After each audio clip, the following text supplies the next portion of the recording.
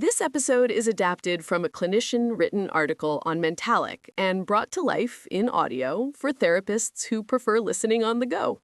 I love that we're doing this. It's so much easier to absorb these deep topics when you can just listen. Exactly. And this piece was written by Gargi Singh, a counseling psychologist, and we're just so excited to feature their perspective here. Yeah, their insights are fantastic.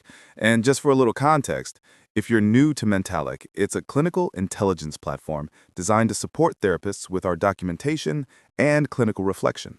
It's built by therapists for therapists, which I think makes all the difference. Totally. So let's dive in. I want you to picture this for a second. You're in a group therapy session. The energy feels okay, but then you notice it. A subtle shift.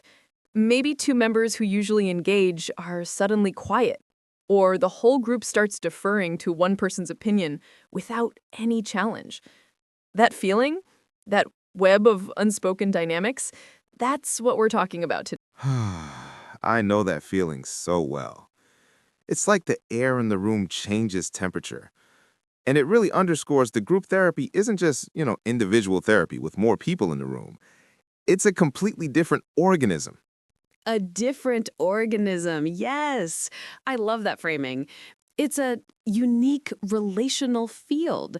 Every single person who walks into that room brings their entire world with them, their history with their family, their hopes for connection, their deepest defenses, and it all just starts playing out in real time right in front of you. In real time is the key phrase, because it happens so fast. You can almost see the social roles being cast in the first few sessions. There's always the person who immediately steps in to soothe everyone, the rescuer. Oh, always. And then you have the joker who uses humor to deflect any real tension. And my personal favorite to watch, the silent observer, who you know is absorbing everything, but you have no idea what they're thinking. Right? And those roles, they can be so helpful in the beginning. They create a sense of safety and predictability. But they can also become rigid and really get in the way of forming a genuine therapeutic alliance. That's the crux of it, isn't it? The alliance. We talk about it so much in individual therapy, that bond, the trust, the shared goals. But in a group, it's like a prism. The alliance isn't just between you, the therapist, and each member. It's between each member and every other member. And even more fascinating, it's between each individual and the group as a whole entity. That's such a critical point. The member-to-member relationships often carry so much more therapeutic weight than anything we as therapists could ever say. They care more about the quality of their connections with each other than they do about the formal roles of therapist versus client. We're important, of course. We hold the frame, but the real magic, the real change happens in those horizontal relationships. It's so true. I mean, research consistently shows that the therapeutic alliance is one of the strongest predictors of positive outcomes. But in group therapy, a meta-analysis found that both group cohesion, how the members feel about each other, and the therapist-member alliance were independently significant. They both matter on their own terms. And here's the part that really got me. Those alliances matter even more for clients who are considered at higher risk for poor outcomes early in treatment. Think about that. For the people who need it most, that sense of connection and trust isn't just a nice to have. It can be genuinely transformative. It can be the one thing that keeps them coming back. Wow. That just lands with so much weight. It's not just a feel-good element, it's a core mechanism of healing. But it's also incredibly hard to track, right? You're managing 8 different relationships, plus the group dynamic, plus your own internal reactions. Remembering the subtle shift in Priya's tone from 2 weeks ago, or the look that passed between Max and another member, it's a lot. It's an enormous cognitive load. You're trying to be present, attune, hold space, and also be a clinical detective, piecing together these patterns over time. Honestly, my brain feels like a browser with way too many tabs open after a group session. Exactly. And that's actually where I've started leaning on technology, not to replace my judgment, but to support my reflection. A tool like Alliance Genie within Mentalyc has been kind of a game changer for me. After a session when I'm writing my notes, it can help me reflect on those very dynamics. It helps me see patterns in the alliance that I might have missed in the heat of the moment. So it's like getting a kind of supervision-like prompt right there in your notes, reminding you to think about the alliance. Precisely. It helps you zoom out and consider, where was the trust strong today? Where did it feel fragile? Was there a subtle rupture I need to address next week? It keeps the alliance front and center in my clinical thinking, even when I'm buried in the documentation part of the work. That makes so much sense. Because the alliance isn't static. It evolves. It's a living thing. There are stages to it, right? The early sessions are often about perceived support, just feeling like, okay, these people get me, I'm safe here. But the deeper collaboration, the real work, that comes later, and that's usually where the ruptures happen. Quick pause here. If this part of the work, managing all those dynamics and trying to remember every crucial detail, feels familiar, Mentalyc can help. Its AI-powered tools, including the Alliance Genie trademark, support your documentation and clinical judgment while staying fully HIPAA and SOC 2 compliant. You can explore it all at Mentalyc.com. That's Mentalyc.com. And we're back.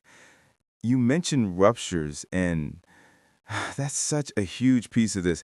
Group therapy is just ripe for misattunements and misunderstandings. It's inevitable. Completely inevitable.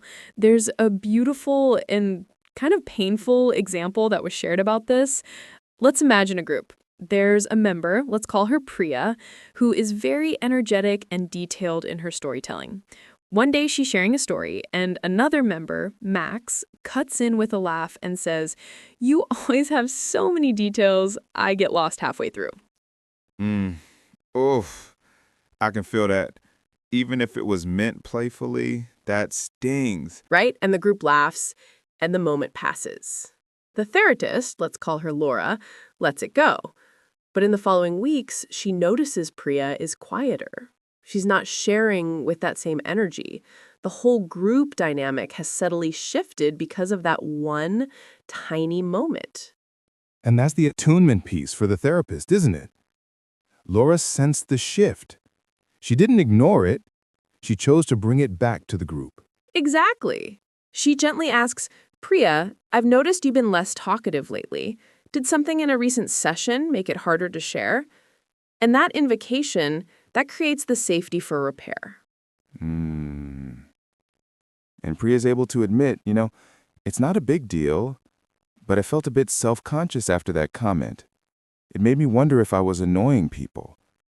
That is such a vulnerable and brave thing to say in a group setting. So brave. And what happens next is the beautiful part. The therapist, Laura, she doesn't just put it on the members. She takes responsibility. She says, "Thanks for saying that. I wish I'd paused in that moment to check in." And then Max, who made the original comment, has the space to say, "I didn't mean it to sound critical. I'm sorry, Priya." That's the repair. That right there. The rupture was the comment, but the repair is the apology, the therapist's ownership, and the group getting to reflect on it together. They learned something profound about how humor can hurt and the importance of making space for different communication styles. That group is now stronger and more attuned than it was before the rupture ever happened.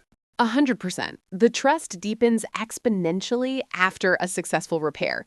But it requires a therapist who is willing to be transparent and even talk about the process itself, what we call metacommunication.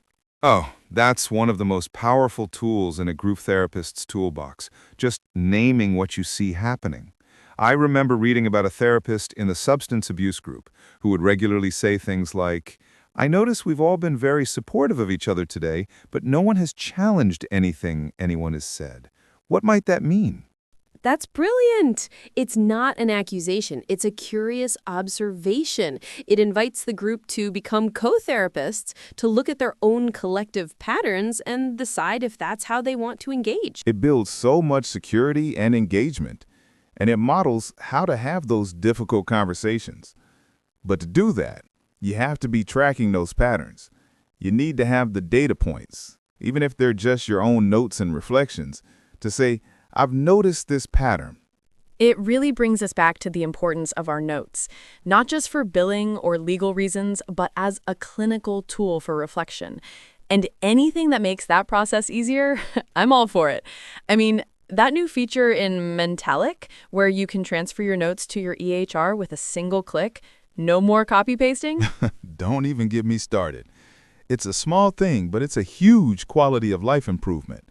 The time I save not having to copy and paste my group notes, format them, and move them over, that's time I can spend actually thinking about what happened in the session. It gives me back the brain space to reflect on those ruptures and repairs. Totally. And all of this is even more complex now with the rise of virtual groups. We have to talk about the Zoom in the room. The Zoom in the room. Can you really build this kind of deep, layered alliance over a screen? I was so skeptical at first. Weren't we all? But surprisingly, the answer seems to be yes, with some big caveats. On one hand, it lowers barriers. People who couldn't get to a group because of transportation, social anxiety, or stigma can now attend. That's huge. That is a massive win for accessibility, no question. But you lose so much. The nonverbal cues are harder to read. You can't feel the energy in the room in the same way. You can't see the person who is tapping their foot anxiously just out of frame, or the subtle glance between two members across the circle. And digital fatigue is so real. You can feel engagement just drop off a cliff after the 60-minute mark. I've found that shorter, more focused virtual sessions tend to be much more effective. You have to be even more intentional about checking in, naming dynamics, and creating connection when you don't have the benefit of a shared physical space. More intentionality is the key. You almost have to over-communicate to compensate for what's lost. But it can be done. I've seen incredible bonds form in my online groups.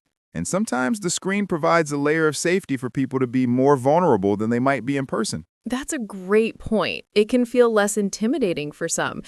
It really just reinforces that whether we are in person or online, our role as the therapist isn't to control the group dynamic. We can't. It's a wild, living system. We're more like gardeners. Our job is to stay attuned to the ecosystem, to notice the soil, to see what needs water, what needs pruning. We name what's happening. I see this plant is thriving, but this one seems to be struggling. We help repair things when they break. And most importantly, we model what authentic, respectful relating looks like. I love that metaphor. A gardener. We're tending to this complex web of connections. And if we do our job well, the group itself becomes a microcosm for life. It becomes this incredible, powerful container for transformation, where people can practice new ways of being with others that they can then take back out into their world. That's the goal, right? It's not about fixing people in the room. It's about creating a space where they can heal through human connection and learn how to build healthier connections everywhere else. So if there's one practical takeaway from all of this for the therapists listening, I think it's the practice of metacommunication. Try it this week. In one of your groups, find a moment to gently and curiously name a dynamic you're observing.